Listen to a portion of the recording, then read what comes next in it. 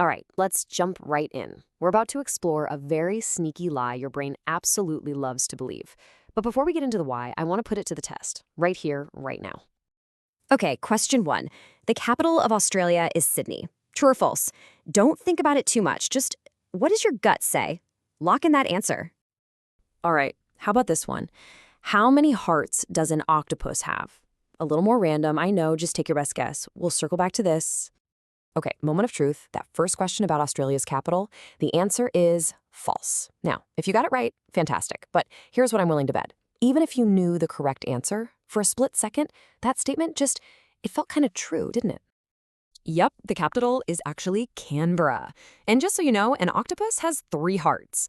But let's go back to that Sydney question. Why does Sydney as the capital feel so right, so plausible, even when we know it's wrong? Well, that feeling is exactly what we're going to unpack today. To really get what's going on inside our heads, we need to look at this fascinating experiment.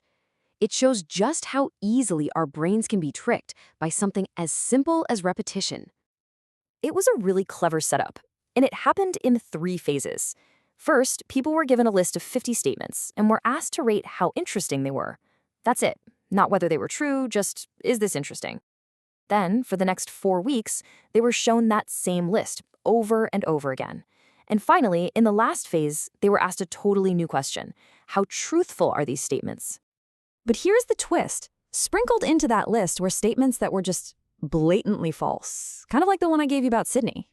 These were things that, in a normal situation, people would probably know were wrong right off the bat. And the results was pretty mind-blowing. By the end of it all, people consistently rated the false facts they'd seen again and again as more likely to be true than brand new facts, even when those new facts were actually correct. Let that sink in for a second. Repetition literally made a lie feel more true than a fact.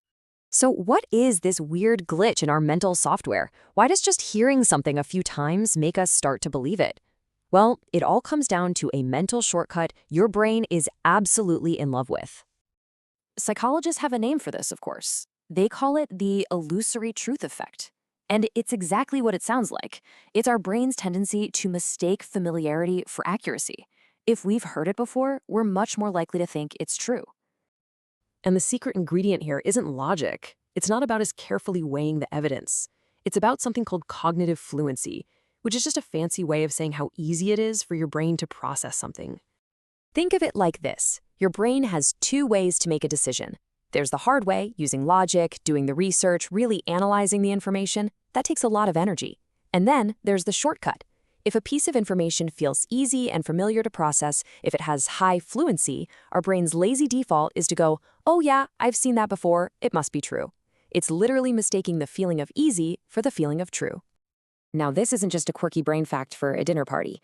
This little glitch has a massive impact on our daily lives, shaping everything from the news we believe to how we see ourselves. Let's talk about where this thing pops up in the real world. And trust me, you see this effect everywhere.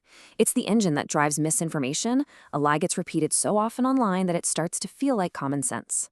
It's the absolute cornerstone of advertising.